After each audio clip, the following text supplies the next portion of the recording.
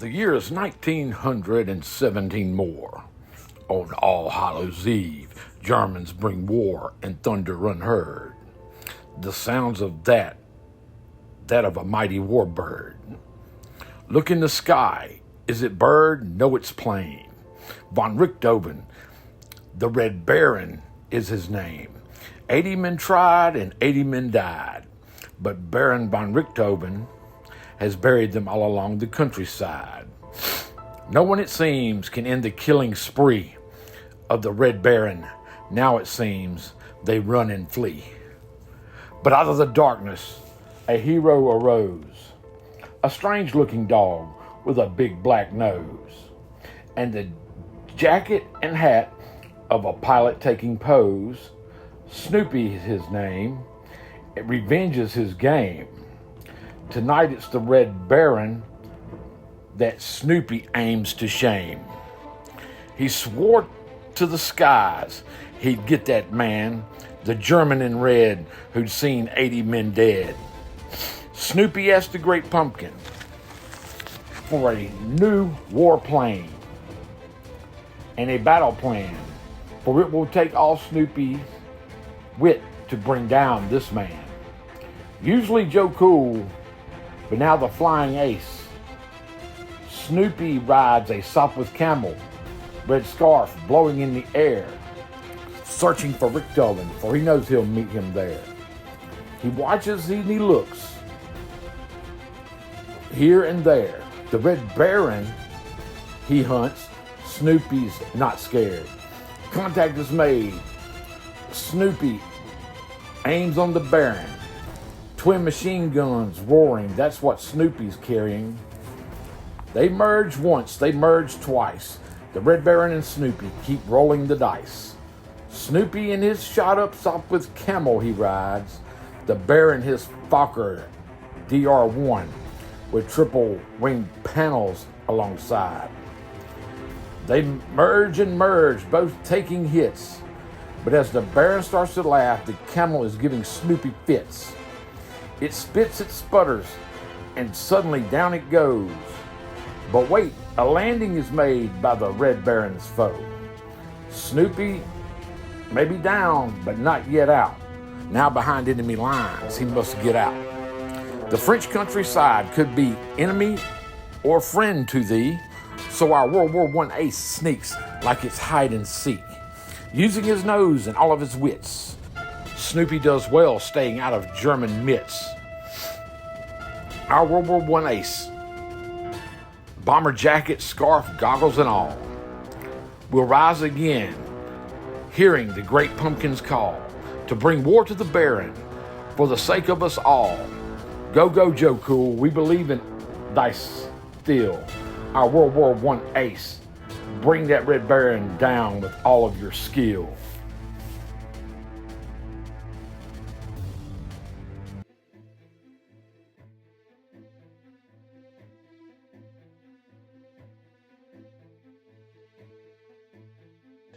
All right, all you fuzzballs, welcome back to the page. We missed yous.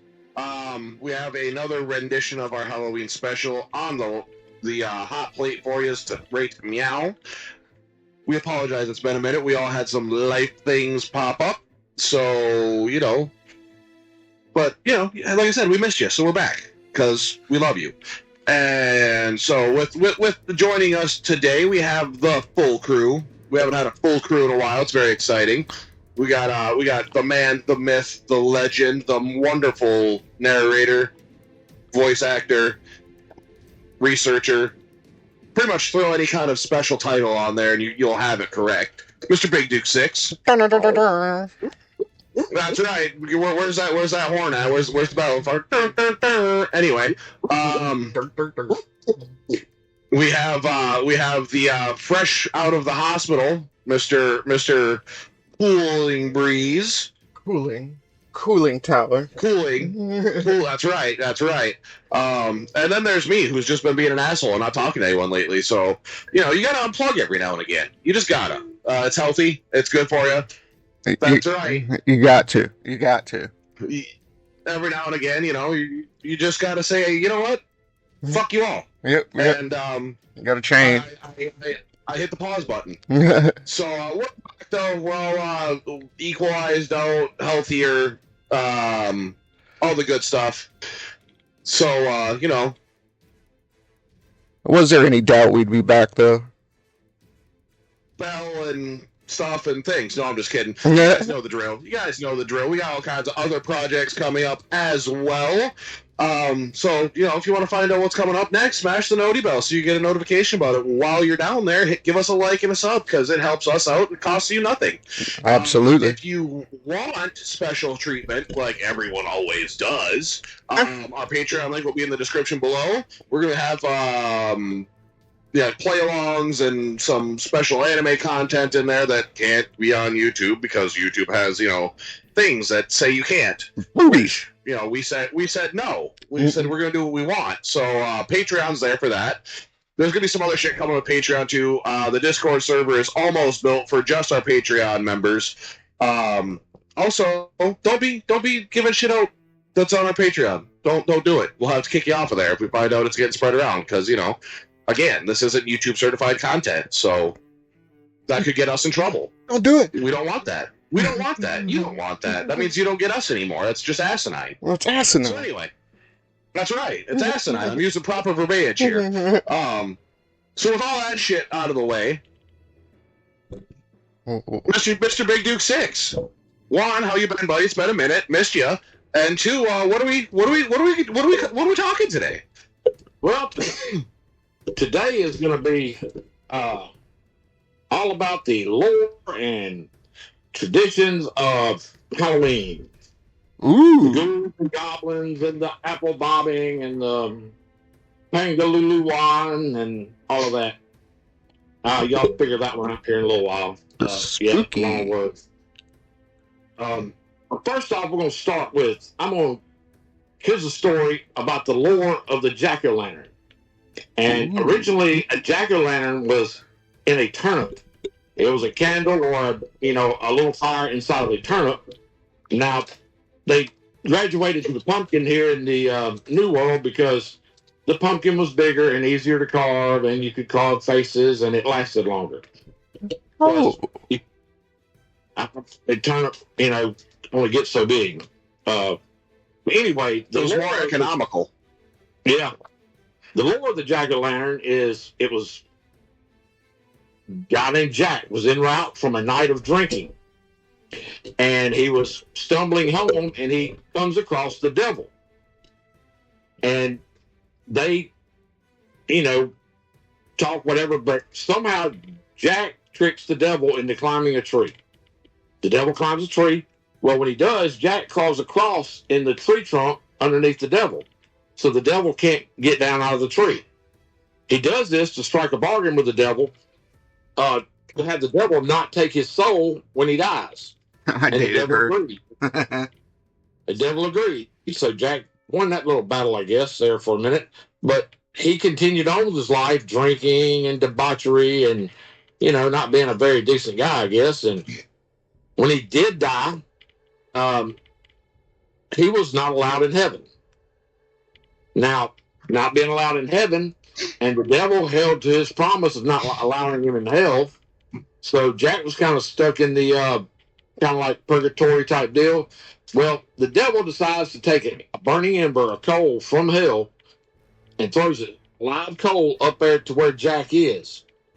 And it was a cold night, and Jack wanted to keep the coal going, so he carved out a turnip and put the coal inside the turnip to keep it going. And he wanders, supposedly to this day, carrying around a hollowed out turnip with the coal from hell in it, and trying to find some place to rest. Damn. And that's the lore of the said jack-o'-lantern, that we now have pumpkins instead of turnip. Well, and how many kids out there probably think it's from Nightmare Before Christmas or some shit? Yeah, well, I always wondered if Jack the Pumpkin King was derived from this story or something. I don't know. Maybe not. But well, that was as we go along with that, pumpkins that They started using pumpkins. I think pumpkin carving was dated back to like 1837. There was a documented thing where there was some pumpkin carving, and it became more prominent in the late 19th century. Now, there was always pranks uh, that was associated with Halloween or All Hallows Eve, however you want to call it. Supernatural was supposedly supposed to pull pranks on the living.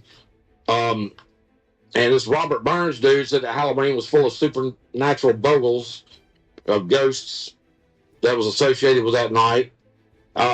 Scarecrows became prevalent due to the harvest, so that all led to a modern thing of death, evil, monsters, black cats, witches, black, orange, and usually purple are Halloween colors. Then you have Elvira and wow, I forgot all about Elvira. That just yeah, Elvira. But then there was the trick or treat part. Now, as far as trick or treat, back in the day, all the way back to medieval times, the trick part implies a threat to perform mischief on a human or their property if they have no treat. So I guess that's where the trick or treat comes in. And what don't they have like Devil's Night in places like Detroit and stuff like that where they actually have I don't know. I'm not sure what goes on there. I haven't really. Yeah, dude, there's a large contingency that does worship the devil out there. I can't remember the meme guy, the meme dude. He had black hair, but he was like, he kind of drew attention to it. Well, see, with the whole, the trick or treat part in Germany and places in mainland Europe, it was called mumming, and that was like sewing. That's when mass people dressed up fancy and they paraded around the streets and entered houses, and they entered houses to get treats or to play dice. Yeah, Grandma called it guising. Yeah. In England, up until the 30s, it was called sewing, and that was more for the Catholic or whatever. Sewers went to the priest and to beg for soul cakes, for praying for people's souls and stuff like that. Now, get this, in the Philippines, the practice of sewing is called Pangangaluluwa. I think I pronounced that right. Pangangaluluwa. And it's practiced on All Hallows Eve. People draped in white clothes to represent souls visiting houses where they pray for treats and stuff.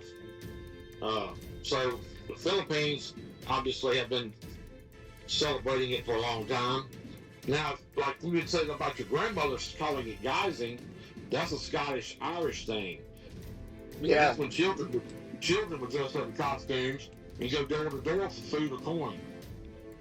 And in 1895, in Scotland, it was recorded masqueraders carried lanterns of hollowed out turnips, visiting homes for cakes, fruits, and money. And, that's where the jack-o'-lantern come in.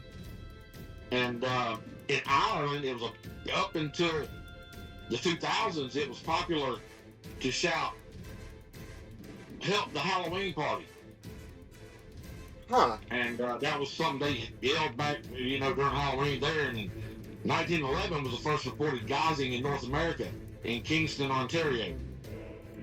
Now, trick or treat was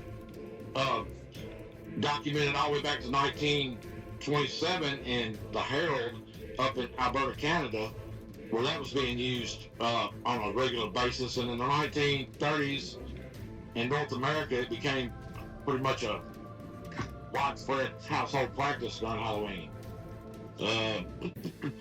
Costumes were traditionally modeled after vampires, ghosts, witches, devils, and skeletons, and then went from there over time. Now, apple bobbing they always bob for apples at these little Halloween parties. Mm-hmm. That's a Celtic thing. In Celtic mythology, apples are associated with the other world and immortality. No shit. And another traditional activity during Halloween is foretelling one's future spouse or partner.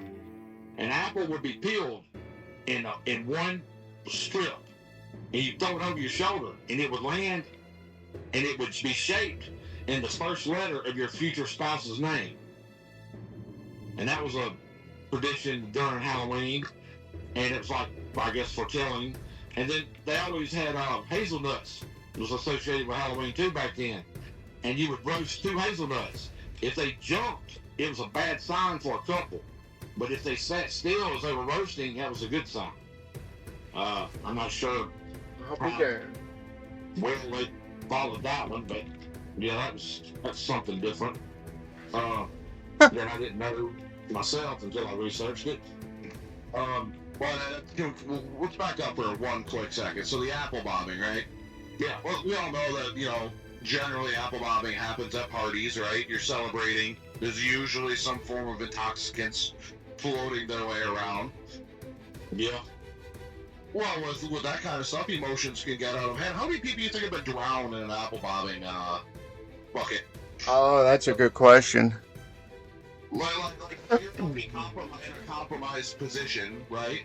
You got your face in this thing trying to bite onto a damn apple, and let's just say Jimmy across the way who really covets your wife decides to be like, you know what?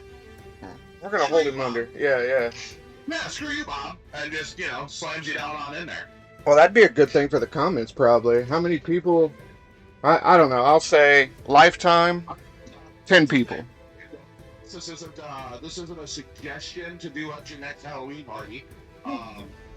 Maybe quickly as a prank would be fine. We could probably get away with that. But I would not suggest, obviously, committing murder via apple bombing. Yeah. If you do, be sure to say it's CoolKegs' fault. Now I bet it's probably caused some problems though, because a red ear corn caused a killing in a courthouse. Really? Well, Yeah, I mean, that story. Yeah. Oh, yeah. Where he was courting that chick or whatever. If you had a red ear corn, the person that shook that red ear got to kiss any girl he wanted to before supper. That's right. Or after. And that caused problems. So apple bobbing probably caused some kind of issue. Well, and I don't know. I would say lifetime. I'm gonna guess like 10 or less. But for the comments, people in the comments, what do you think? I'm curious. I'm gonna say 200. 200? Okay. Now, what is this 200? What is this? People that have died from apple bombing. I'd say 125. 125. Ooh, fucking a quarter. Splitting the difference. Alright. Well, what other myths and legends do we have? Like, well, like I was saying, the whole foretelling of, like carving the apple peel in one strip and throwing it over your shoulder, and it would land and be in shape of the first letter of your future spouse's name. I wonder how many times that caused an issue. Or myths. What if you knew 6 women started with S and it was shaped of S? Well, I mean, I wonder how they worked that out. Worse yet, I wonder what if they were sisters. Yeah. And their name both started with S. You just pick the one you like better at that point. Like, Sarah's kind of crazy, but Samantha, on the other hand, Samantha, she's my flavor. Oh, the male fantasy. Exactly. Or you just go with both. Like, screw it, whatever, Well, here's a question I have for you guys, kind of on topic. When was the last time you guys dressed up for Halloween? Like, when were you too old, I guess? Well, you never can. I think 10 was the last time I actually dressed up for Halloween. 10 for you? So I still dress up every once in a while if, like, there's a good party or something. dressed up to scare my brother-in-law every year. It probably would be about 3 years ago when I did last time I did that. But it would be more or less in a ghillie suit and jumping out the bushes at him when he was walking through the yard at night. And he'd go run screaming in the house. I'd be screaming too. You're not a small guy. I don't know. What was your last costume like? Like, what'd you wear? Kegs. Honestly, I have no memory of it, so I couldn't tell you. Don't remember? Well, you don't have a new memory this year, right?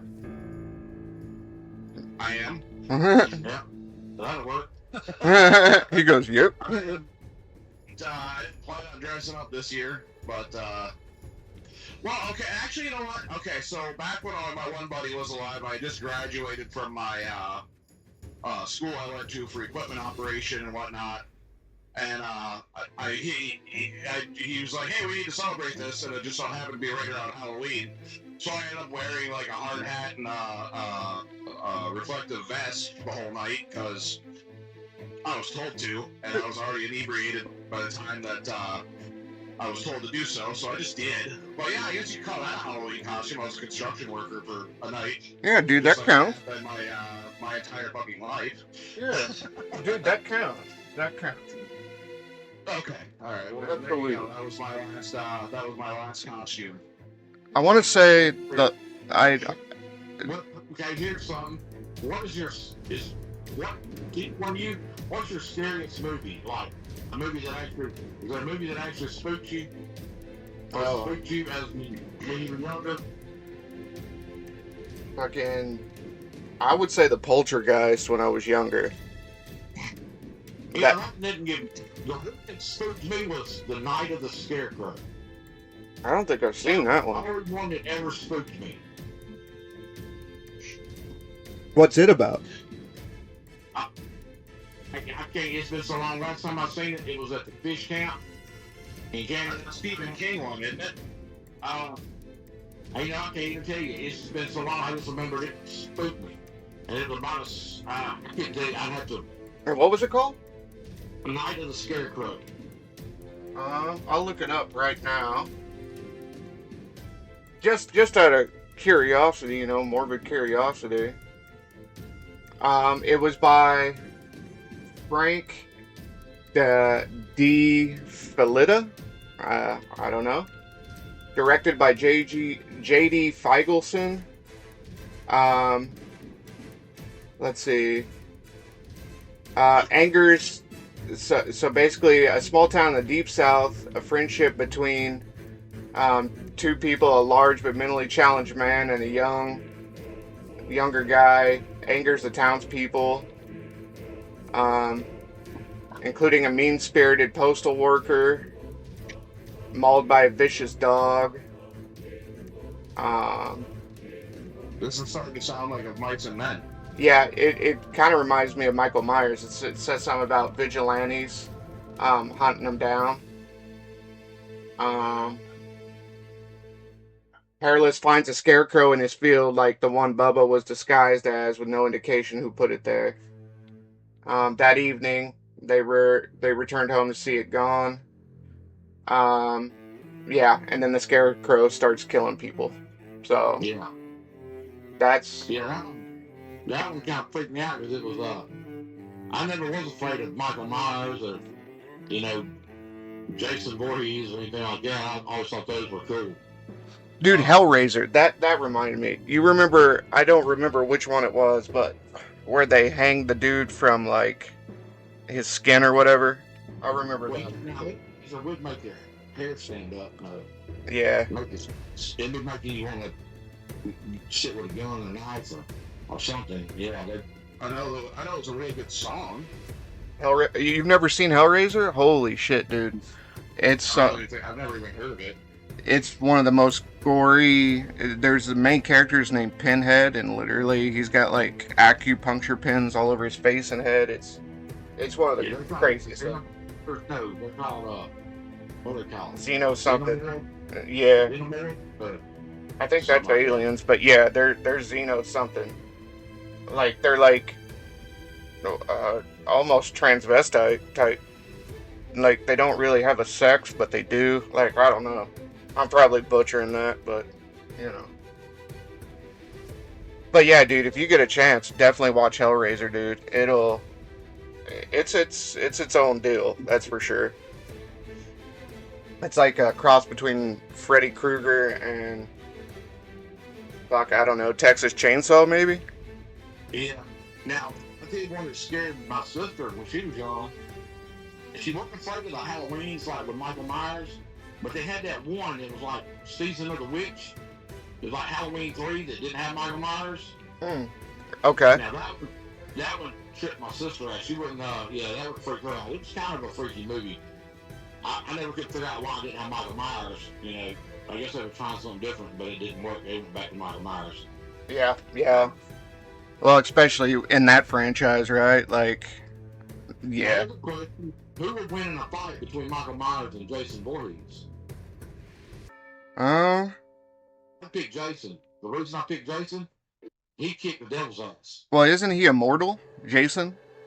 Yeah, well, he went down to hell and stomped on Satan's ass. Yeah, I would Him say Jason. Just a dude. That's right. He's just some crazy dude. Him and Wolverine are the only two I know that went down to hell and kicked the devil's ass and came back out of there. Devil went down to Georgia. I mean, I guess I don't really watch a whole lot of horror movies. I usually fall asleep to them because they're lame, in my opinion. Yeah. Well, it's like all the situations, all they find themselves in, the characters there. It's just like, Let's separate. really, not even that. Just like, can we pretend like there's a such thing as critical thinking and common sense in the world? Like for 2 seconds, dude running at me with a chainsaw. I happen to be holding a flare gun. Guess what? I'm gonna shoot you in the face with the flare gun. Run away. It's probably gonna happen. You're gonna drop the chainsaw. Guess who now has a chainsaw? You know what I mean? Or whatever. Take your pick on a lot of these things. Well, speaking of, Texas Chainsaw was a good one. Why do we fall down on flat ground so much? Does no one know how to tie their fucking shoes anymore? So, a lot of that stuff for me is just like I get you're either irritated watching it, or to me it's like a comedy. You know, that's like my comedy is like, oh, this shit's fucking retarded. You know, but it's funny to me. You know, but then someone dies, it's like, oh, hey, that's actually all kind of looks like arterial spray. Good job. well, and that's like American Psycho turned out to be a comedy. Hey, boys, you know, I don't know. So you probably, I know you've seen it, but you know what? Yeah. The noise that, you know what that is, right? That's Jason's mom saying kill, kill, kill. No shit. I'll have to slow it down. Yeah. Okay. Yep. Okay. Yep. That's awesome. But I have to play with that audio. When Lord of the Rings came out, the first one, Yeah. the ring rings got me for like a week afterwards. I'll have to remember. Yeah, they were kind of freaky looking. So little 7-year-old me didn't think about it, and I threw a jacket over like some kind of a fan or whatever in my room that I wasn't using that night. Oh And I no. woke up in the middle of the night, and the moon was coming in my window really well, and on the other side of the room, I just see like what looked like a hooded figure standing like by my doorway. You know what I mean? Oh no. To my room. So yeah, scared the shit out of me, and then like the next night it wasn't there. I'm like, what the fuck? You know? Then the following night it was again. I'm like, and I'm, you know, like freaking out again, and then it dawned on me come morning finally that I was like, oh, you're an idiot. Hey, a friend of mine's dad scared the hell out of us one time. Me and my sister and his son. And we were way out in the woods. It was kind of near Halloween, I guess. We were way out in the woods. He dressed up like a werewolf and went out through the woods and come back up towards us. And it almost backfired on me because I thought I was cornered. And I had found an old like it was I won't say it was a piece of lighter knot that was like sharpened. That wasn't sharp, it was like at a point. Oh no. I was thinking stake his ass. I figured if I was going, he was going. And and he finally come out of the max part of it, but he looked real. It was a good looking. My sister and Nathan, they struck a trail, and I don't know. I decided to stand and fight. Probably wasn't the wisest idea, but I was gonna do it anyway. Well, did you guys ever work like haunted houses? Yeah, actually, I did help with Scare Mare in Linden, Alabama. Was that a pretty big operation or whatever? Well, the whole National Guard Army. Oh yeah, dude, that's a big one. Well, every year I help my uncle do his charity one. But to mention that he's not doing it this year.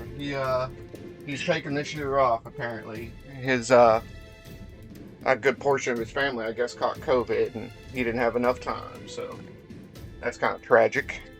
Well, here out the road in Summerdale, man, they had what's called Wells West. It's like a miniature scaled down train, like an old Coles train, and they have the tracks and everything. Man, they go all out for the season. And they're all decked out for Halloween, and you go there and ride the train over to the one depot down through the woods, and you can go cross pumpkins there. Kids can. And they got all these things set up. And around here we have a lot of haunted forest deals if you walk through forests. And I like the realism of the forests. They work pretty good. Yeah. Sure. All right, so pause. Absolutely, it'd be a party. That's right. We can definitely make it a party. Well, big thank you to Surf Rat and Mega Menace as well, Steve D. So they're one of the originals and of this iteration, and all of our originals that got an email from us. If you'd like to rejoin, please do. No pressure though. So yeah, I don't know. Anything else, boys? I can go for some of that right about now. Oh my God, the food of Halloween, candy corn. No, that needs to be burnt. That could go to hell. My daughter likes candy corn. I told her she needs to keep it outside. Dude, I like it too. I don't know. It's not allowed in the house. It's All just not. I literally picked up the bag, brought it outside, and threw it in the doghouse. Oh no. She went and retrieved it, but that's where it went. That's where it belongs. I'm on your kiddo side this time. It's rare. It's rare, but. All right, folks. All of you. Have a great Halloween. Yeah. Until next time. I love you. Bye. Bye. Later.